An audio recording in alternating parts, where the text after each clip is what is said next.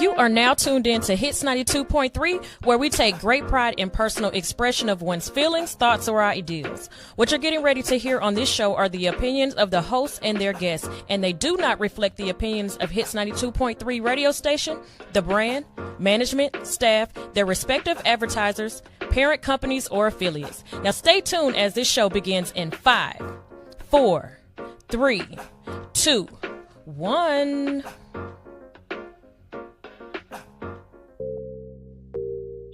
Welcome to Voicing with Queen, the show where real talk meets real vibes, with your host, Queen, and the always hilarious co-host, comedian Kesh.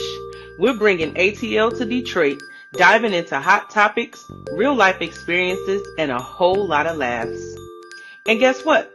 We are live right now. So sit back, tune in, and let's get to Voicing with Queen. She's like, that's what I was talking about.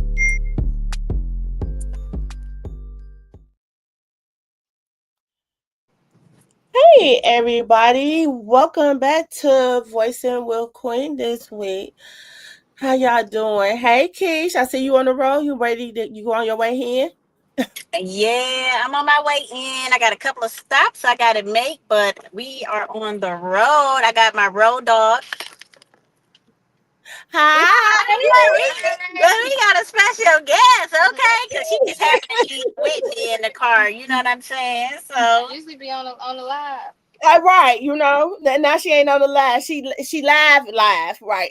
right. She live in color, honey.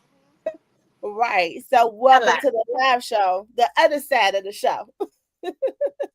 Yes, yeah, I'm on the road. I took a road trip, yeah. I came down here and kicked it, relax and chill. I took a day trip to Memphis, got me some food and stuff like that. Went to go see Young Dolph Memorial. Rest in peace to him.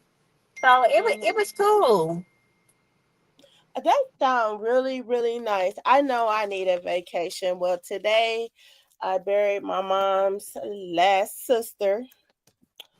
Today, it was like heartfelt because now all the siblings out of 8, it's only one left, and so it was kind of bittersweet. I'm just glad once again I'm who I am, and I make sure that I build that special bond with certain people, and I'm glad I had that with her, and I really endured and appreciate the time that I have always have had with her. So that makes it much better for me, but it's still kind of heartbreaking a little bit.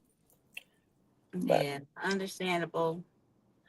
Yeah. So today's subject is, should parents set limits? Should there be limits for parents when it comes down to their children's lives involving themselves?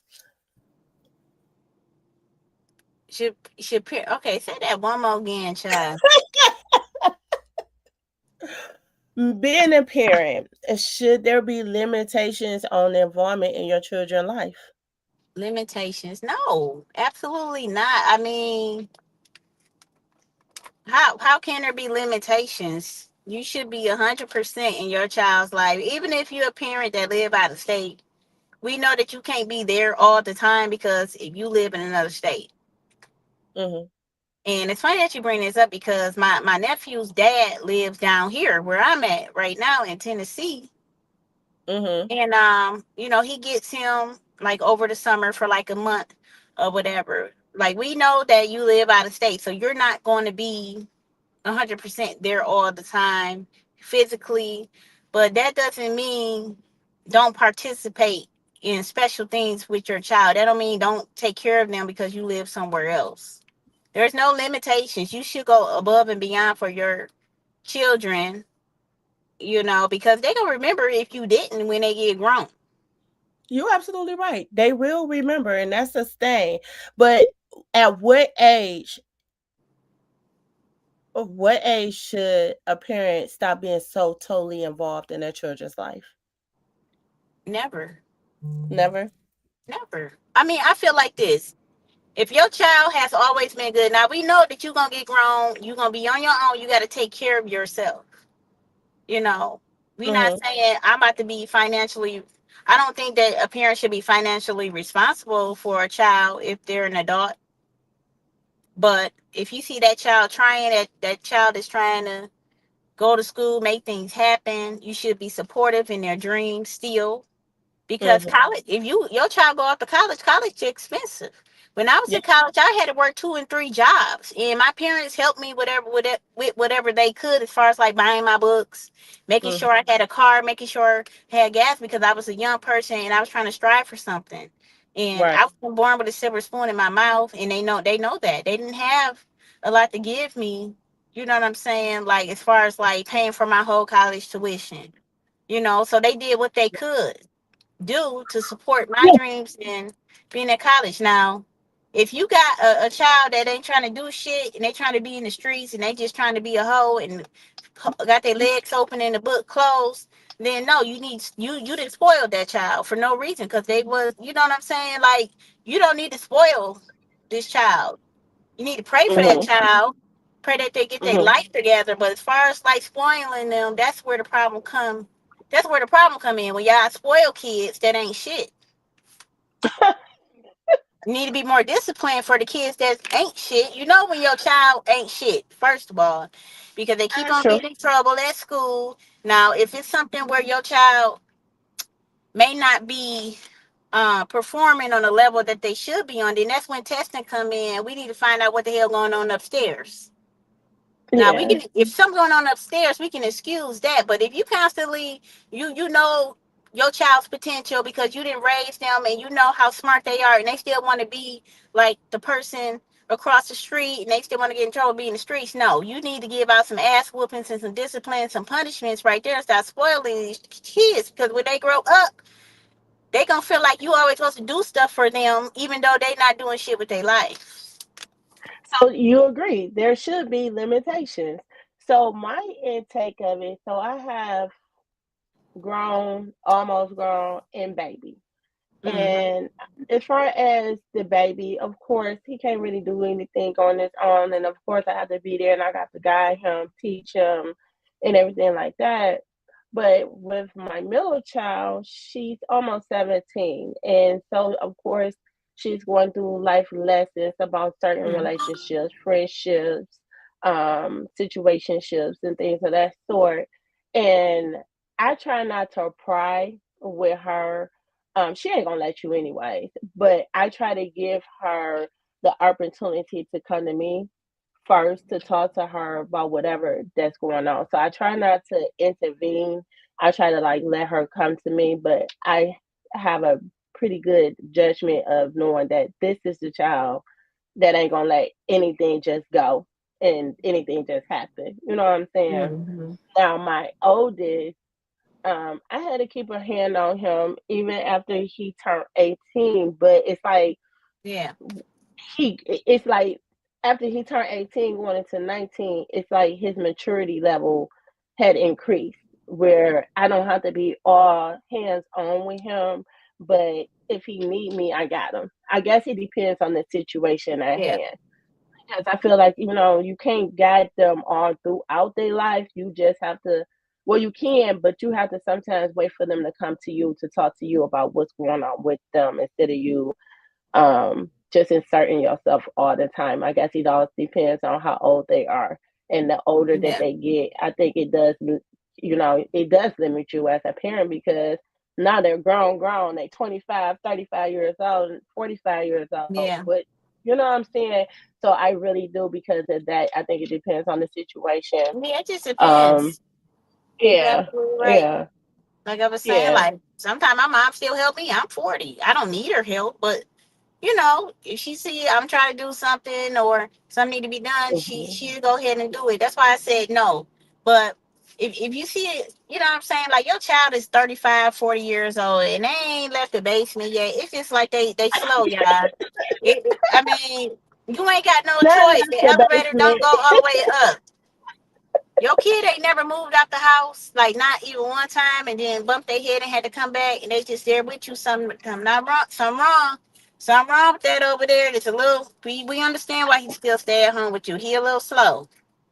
You know what? Every family got one. Okay, That's true. every family got one or two or three of them niggas That's that just true. don't never leave home. Just they slow, and we That's true. understand that little poor little tink tink.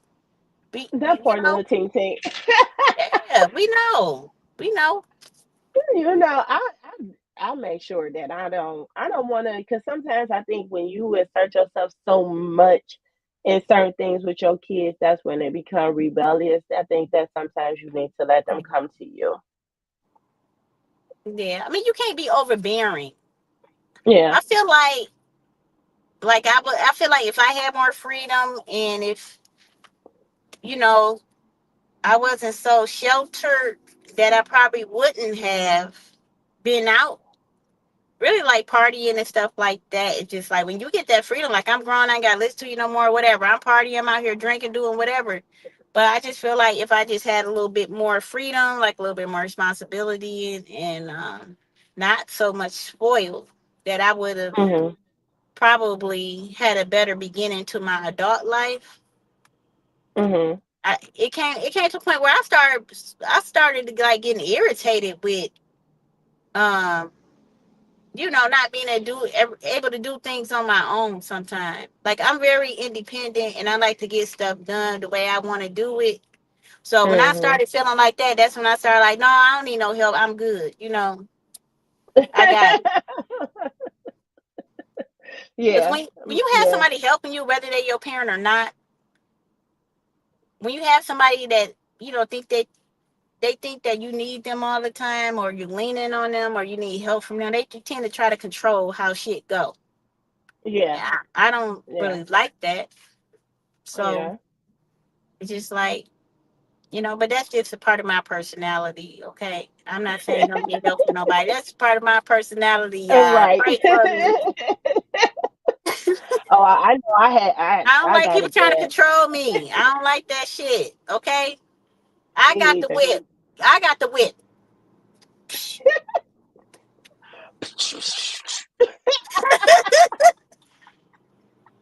Whoop time, baby, whoop time. But yeah, I feel like yeah, it's okay to be that parent and everything and stuff like that, but I really believe there should be a little bit of limitations as your kids get older and everything Hmm. as to how overbearing you should be. And I think the older that they get, what's that saying? Cut the umbilical cord.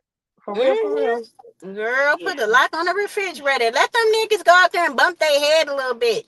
Life is about lessons. And if you in the way absolutely. from somebody learning that lesson, whether it's your child or not, then they not gonna ever learn. Let people fail. Let them make That mistakes. That'll teach that's the you only a way they life will learn. lesson. Yeah. You absolutely right. You absolutely right. All right, y'all. We'll be back with, so what are we coming back with? Black Pioneer of the Week, right after these advertisements. Looking for an ultimate getaway? Queen Butterflies Travel presents Utopia of the Seas. This Labor Day weekend, set sail for Port Canaveral, Florida on August 29th, 2025. Enjoy stops in Nassau, Bahamas, and a perfect day at Coco Cay. Indulge in the world-class dining, thrilling water slides, stunning ocean views, and non-stop entertainment aboard Royal Caribbean's newest luxury cruise. Cabins are selling fast. Interior rooms start at just $714.54 per person, with balcony and ocean view options available. Secure your spot with just a $200 deposit, due by April the 12th, 2025. Don't wait. Book now before cabins are gone. Call Queen at area code 248-200-6355 today.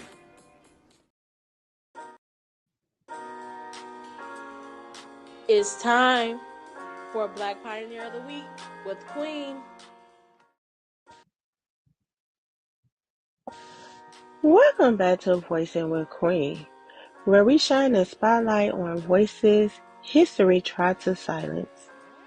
Today, we're diving into the bold and mysterious life of a woman they call the mother of civil rights in California. The powerful, the wealthy, the fearless Mary Ellen Pleasant. Now, if that name doesn't ring a bell, don't worry. By the end of this segment, you'll never forget her. So let's set the scene. It's the early 1800s.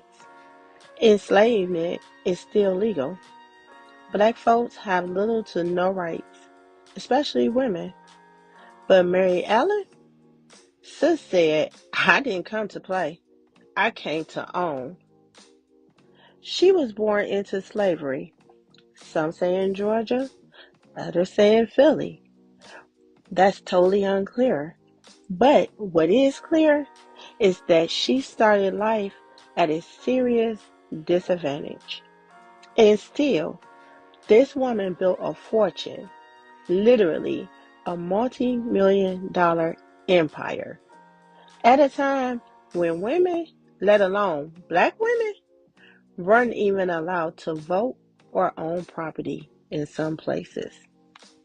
How? Strategy? Hustle? And just a little bit of mystery.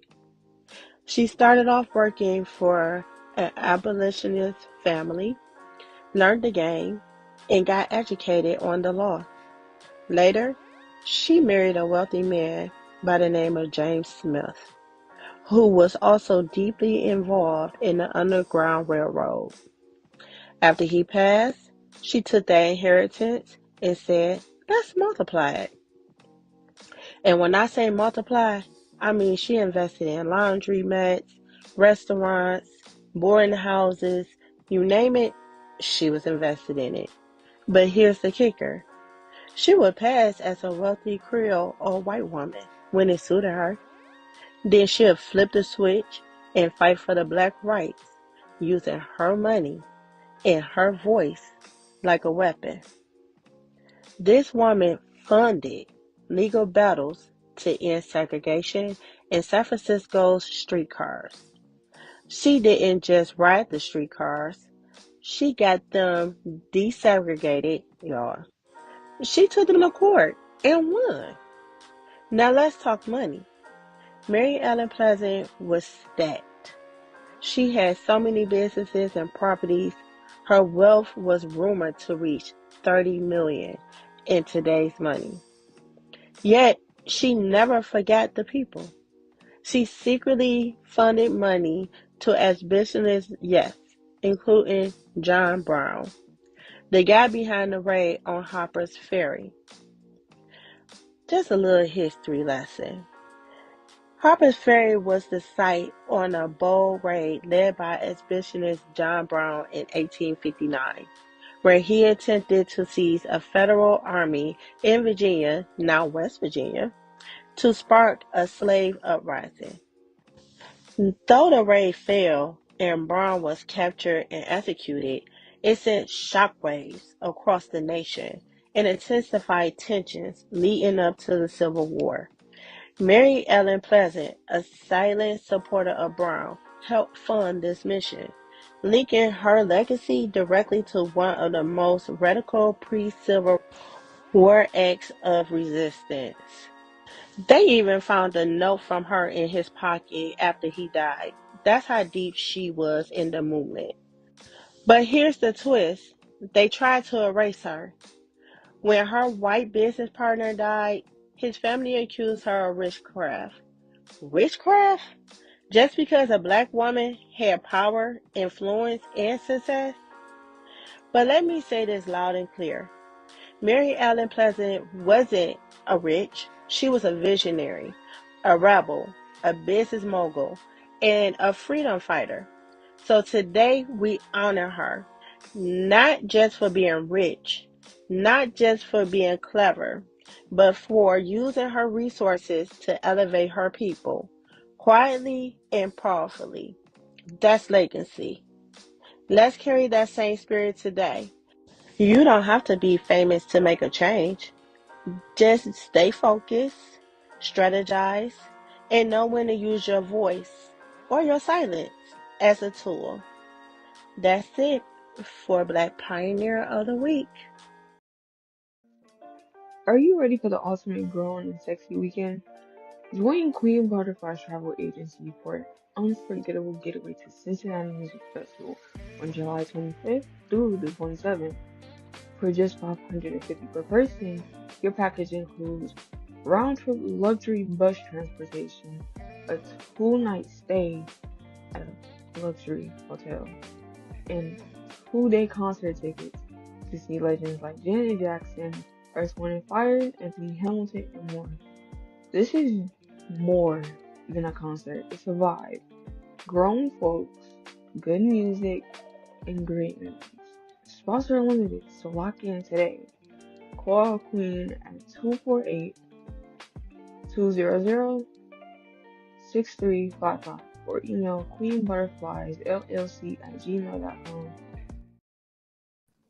Decatur, Lithonia, Conyers, Covington, McDonough, and all surrounding areas. Something Special Bar and Lounge presents Music Bingo and Karaoke. That's right, you heard me.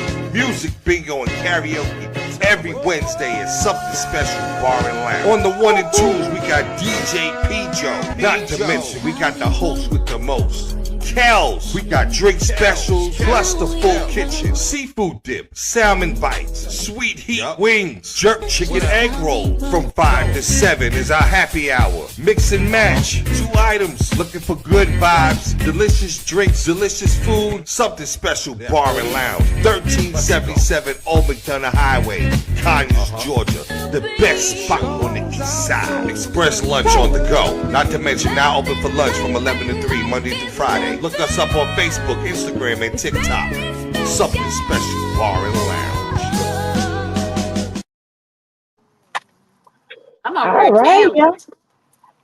Oh, Y'all heard my singing voice, baby.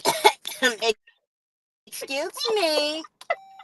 The vocals. I know y'all heard it. I was in the Sunshine Choir. Look, y'all. I'm a little ghetto today. I'm moving around, y'all. I gotta get some gas, okay? Because I can't push this big ass Wagoneer down the interstate. I just can't do that. we So don't excuse want you me to while I do move that. around. Please put some gas in that big truck. Okay, y'all want to see me on the side of the road hitchhiking? Like, I can't do that. And don't. And don't. And Shoot. don't. So we don't really have a specific headline today, but I do want to talk about something that's very, very important. Okay. Eventually, we all live and we all gonna die eventually. And with that, are you where you want to be in your life right now if today was your last day?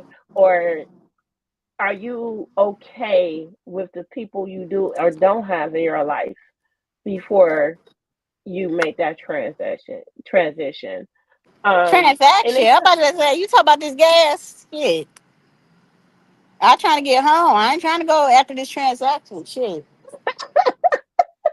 transition is what I'm saying.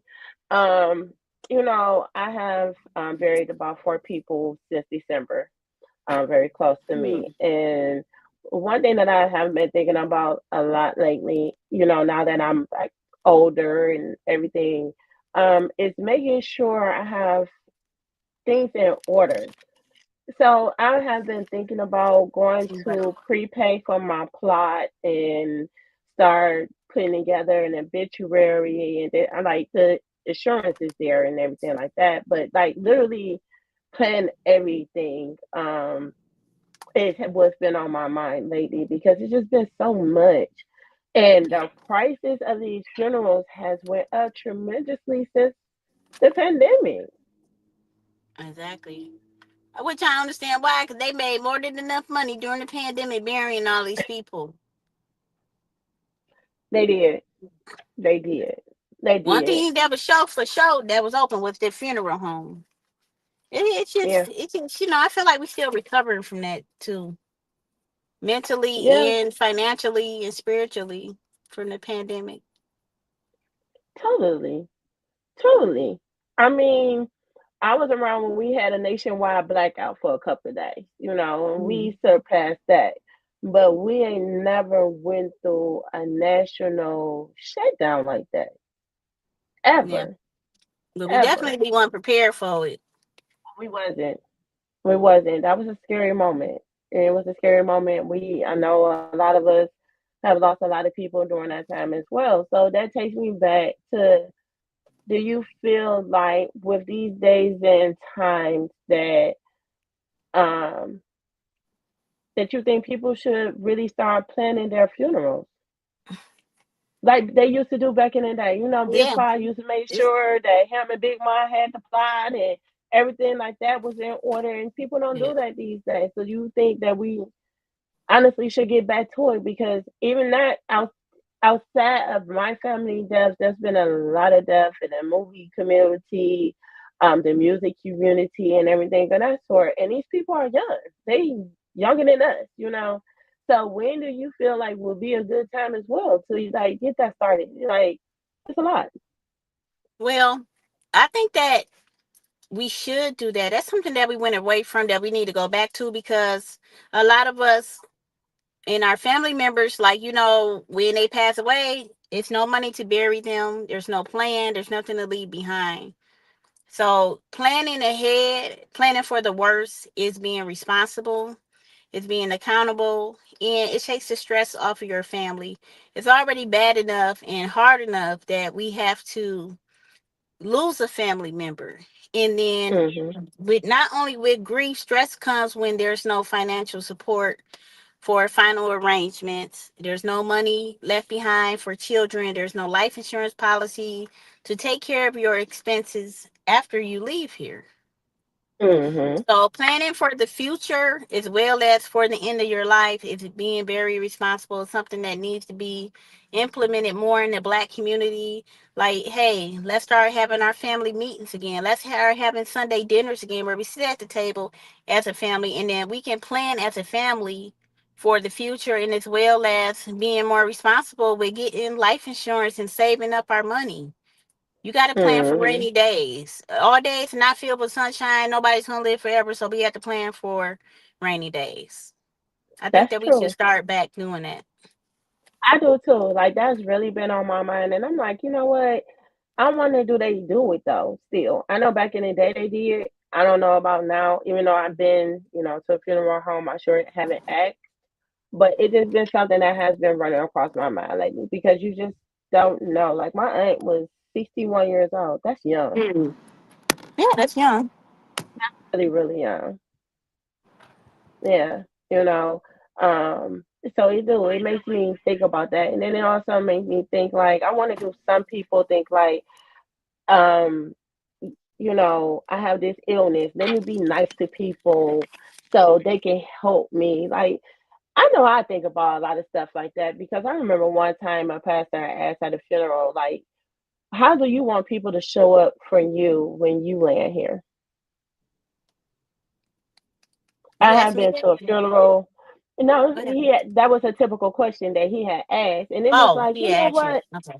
That's something to really think about, especially for a person that treat people nasty and they really, really messy. And, you know, some people get sick and they get really, really mean to the people's ones close to them and everything like that. And I feel like that's not, I understand, some people can't handle things of that sort, especially when it's dealing with them per se. But I don't feel like they should be so much of an asshole. It's, I Yeah, guess, to it's, push people away. yeah. And that does happen. Um, and I try to be more understanding and just ignore it when that happens, because you don't know how it feels to be like at that stage where this is the end of your life and you know it. Mhm. So I've dealt with somebody like that, and I just like, he should just ignore them. They going through something. They have to process mentally that this is the end of their life. They sick. They might be in the worst pain ever Mhm. imaginable in their life. So look, just leave out the room ignore them, especially when it's like a family member, because look, they dying. So just don't take it personal. Don't listen to it. I know it may hurt a little bit, maybe something that hurt your feelings, but look, this is the end for them. Yeah. You Yeah. never know until you get to that point. Damn. You never know to when you get to that point. You know what I'm saying? Look at this big ass. Now, look, Say big girl. who need to drink all this? Okay, we gonna stop about 7 more times if I drink all this shit. You ain't gonna make it home for another 2 days. All right, because we gonna have to pee every 5 minutes. This shit bigger than the whole car. This ain't what a big gulp. This is a You got double what you big asked gulp. for. Let me see the straw. Let me see. Hold You on. got what you asked for. Look at the straw. Wait, hold on. Oh, it's like double extra large. Yes, double extra large. Since you know you wrong for that. Y'all gonna be pulling over in another hour. You know she can't hold her bladder. I gotta pee right now, but I can't go take y'all in the bathroom with me. Now I want to be on the show and the toilet started flushing and I'm started wiping and that. No, I can't do that. So I'm just gonna have to hold it until we get to where we going. We got one stop to make. We going to Bucky's. Bucky's. Yeah, it's like the What? largest gas station in the world. It's kind of like a Walmart. It's kind of like a gas station or a grocery store and a convenience store. All in one. They got all these things. It's a famous place. It's like, a go to spot. They only have them down south.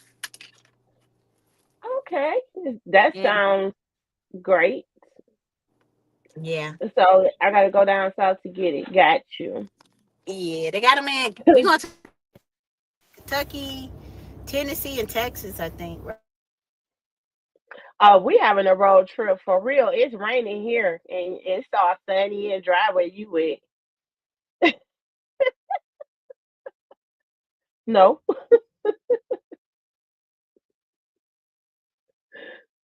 Your volume out, ma'am.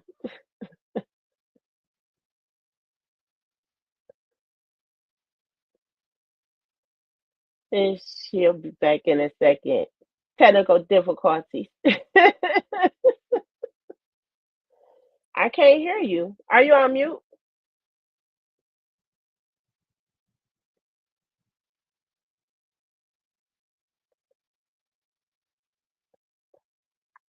I just sound like she said she gonna leave and she gonna come back in. I don't know. Oh yeah, she did. You on mute. Still can't hear you.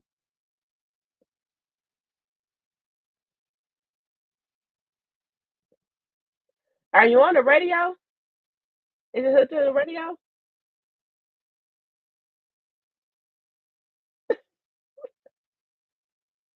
She haven't had this problem in a long time, y'all.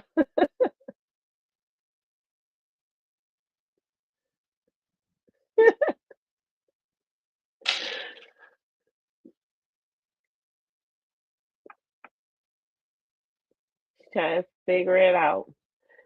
So last week we had a comment on one of our wait a minute. And she told me to wait a second.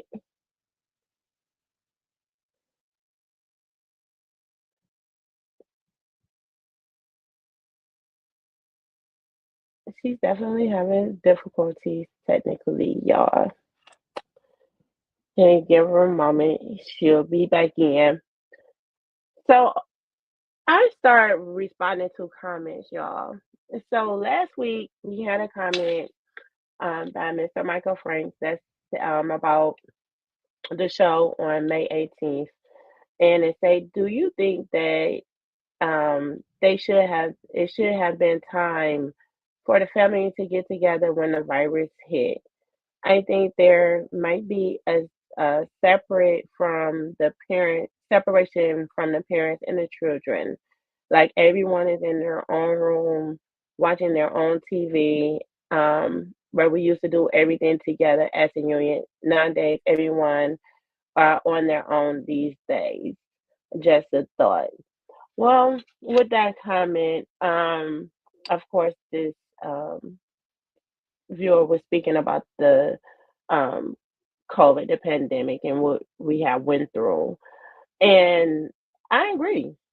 I agree wholeheartedly that during the pandemic, it slowed and stopped a lot of family relationships, parents with the kids.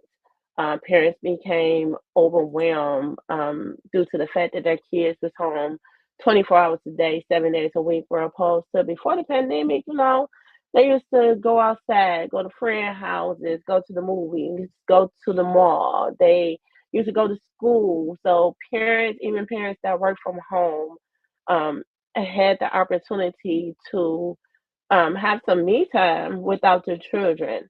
And then when the pandemic started, it's like, you got tired of seeing each other. So everybody got into their own little space, their own little cubby hole, as we would say.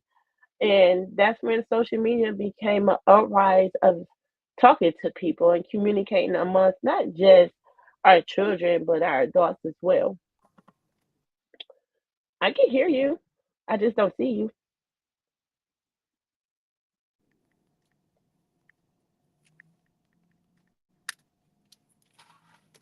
Oh, okay, she's back.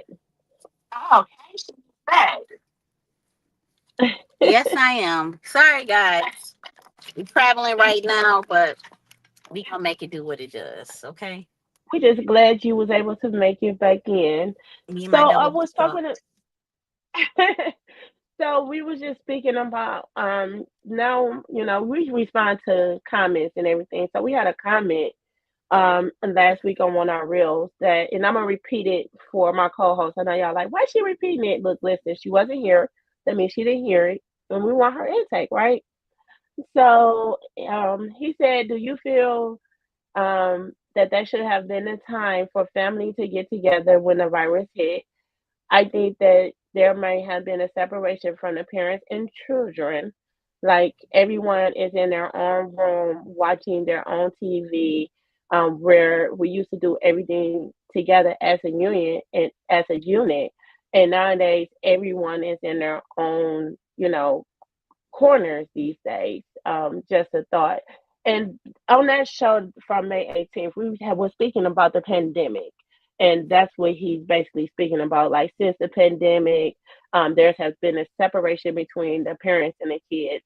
I feel like that's totally true. I feel like parents have gotten overwhelmed during the pandemic because their children was home 24 hours a day because they have nowhere else to go. The world was shut down. And now that the world is back up, we kind of still in the same mind frame. Like people don't know how to communicate face to face with nobody no more. It's always social media via phone and everything of that sort.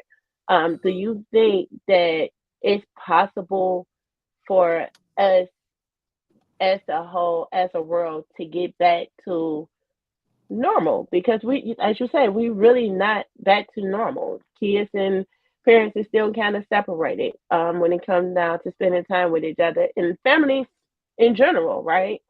Um, do you think that we will ever get back to the way it used to be? We can, but it got to be up to the parent to go ahead and set the standard, reset that standard again, and put their foot down. The kid is a kid. You don't make the rules. Mhm. You don't run a household. Mhm. If all Mhm. parents go back to the standard, some old school type stuff like we had growing up, then yeah, I think so. It's gonna be hard, but it can be done. You got to start somewhere, and that start comes from putting your foot down. Hey, you got to eat at the dining room table with the family. Ain't nobody taking the plate in their room. And when we at the kitchen table, everybody stay off their phone. It's Mhm. dinner No time. phones We or gonna talk electronics. about yeah, we gonna talk about school. We gonna talk about what happened today, what's going on in the world, and no phones. Yeah, most definitely. So that was our comment from a viewer, and that was our response to that comment. And we'll be right back with Kicking In with Keish. Yeah. It's now time for Kicking It with Kesh. What up, though, y'all? How y'all doing? Happy Wednesday. Happy hump day. As you can see, I'm out and about. I'm driving on 65. I'm on my way home, honey. I got to the point where I had to take a break, y'all. And I drove down to Tennessee. Me and Key's right here. Hi, everybody. So we took a road trip. I just really felt like I needed to get away. And I'm going to talk to you guys today about what I did while I was down here. And I'm going to try to be a little bit transparent during my time on Kicking It with Keish about what's been going on with me. So, December, I got some news from the doctor that I did not like, and I had to be monitored. And still being monitored, I had a health scare. And, I just been worried all these months this year. Like the whole year, I've just been worried about me and my health. Had to take some time off work to get a lot of things done with my health testing and therapy and things like that. So, I did get a praise report from the doctor. Thank you. Thank you, thank you, thank you, Lord.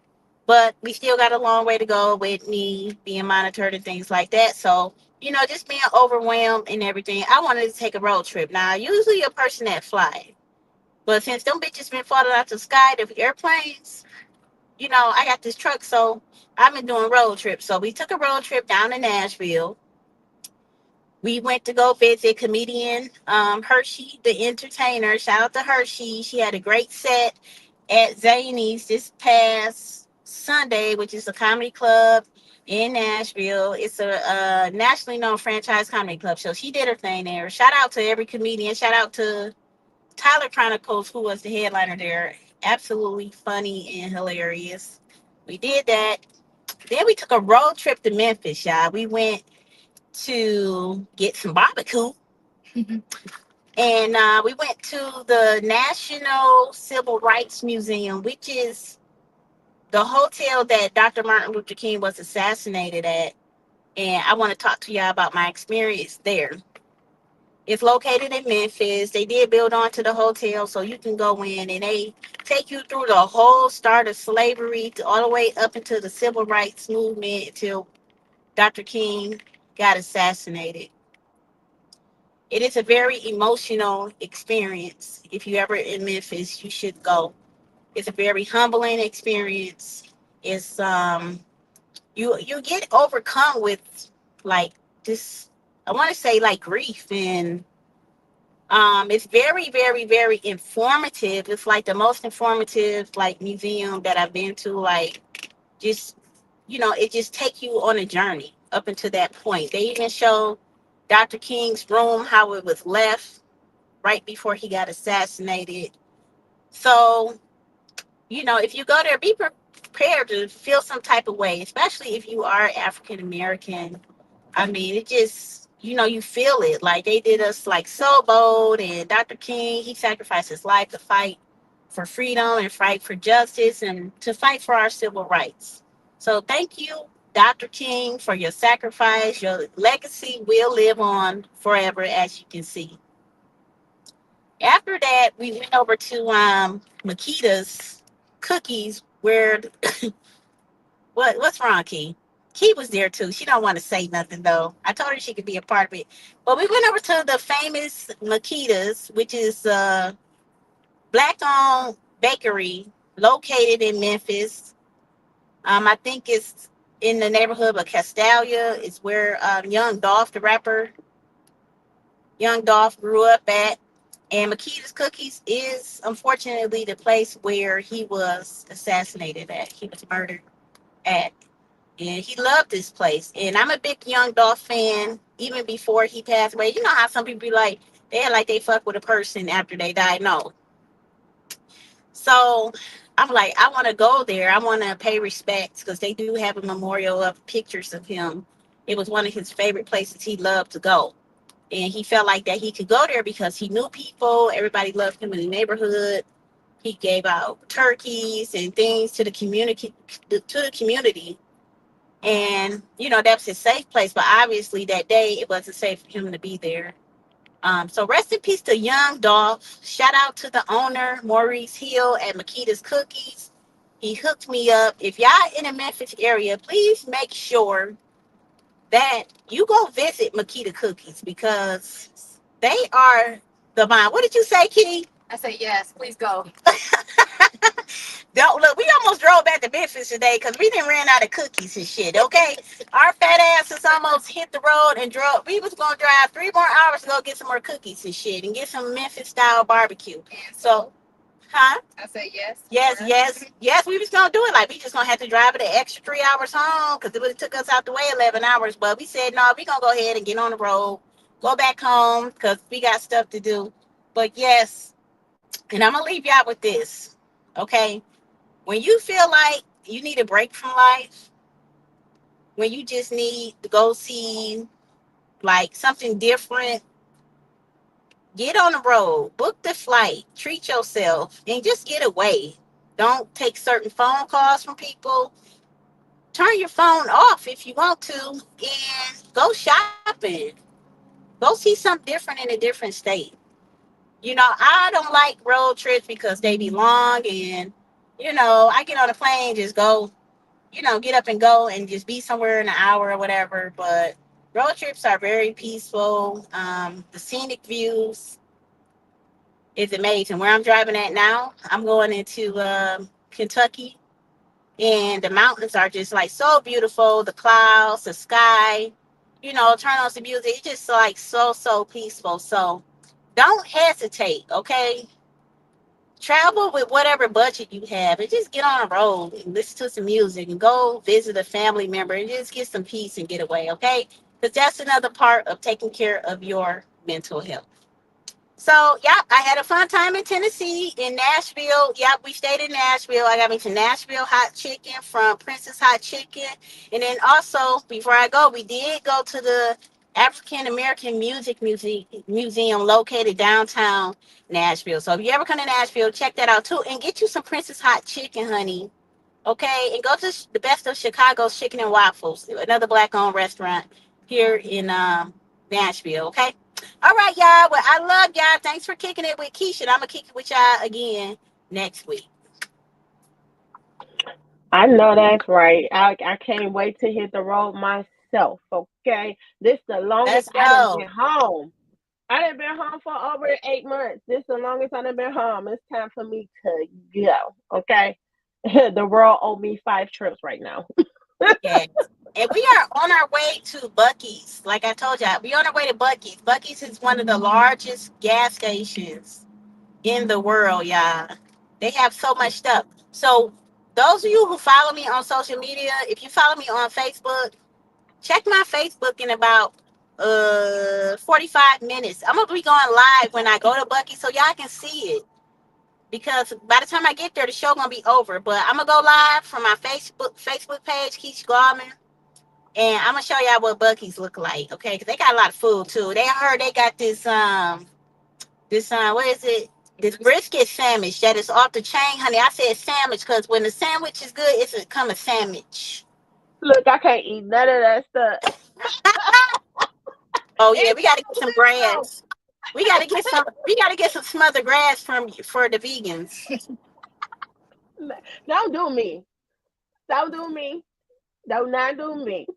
But let's get into it real quick. That second annual Women's Entrepreneur Oh Empowerment Brunch yeah. was so amazing. If y'all missed it this year, y'all missed a fantastic time. I gave away 7 free trips. Oh yeah. The This is raffles were amazing. oh my god. I'm Gave away trying a to tell you guys. massage. Gave away Yep, some I'm tired. Free movie tickets to a premiere. ticket. Yeah. Yes. So if y'all missed it this year, I suggest y'all don't miss it next year. Cause baby, this queen right here, I can't do nothing but do it better than the last year. So next year, make sure y'all get y'all tickets and make sure y'all get them early. Cause I'm trying to tell you, ain't no telling how I may set it up for sure. But Keys, you did an awesome job. I mean, for real. Even Thank though you. you was, you was You had a little crackler in the audience for a I did have a second. little heckler. I'm like, this is not a comedy show. I don't know what was wrong. Put him on blast, David. If you watching, yes, you came in here, interrupted me, yelling, like, you know what I'm saying? Like you was running shit. And then you over He here looking crazy. like the Monopoly man. I was about to put him back in the do not go to jail section, okay? Because ain't nobody gonna give him no get out of jail free card if you gonna keep on interrupting the event. For real, I had to slide him to the side, and I had to talk through my teeth with a smile. If you don't start interrupting my, He was just showing off stuff like it was a show, like it was. I don't know what was going on. some people once again Yeah, just ain't grow up to their age, and that's one of them. yeah. Well, I guess. But we did have an awesome time. All the speakers did an amazing, amazing, amazing job. Um, and for some of them to tell their story was just remarkable. I can't wait till the video get put together and it come out so y'all can see it.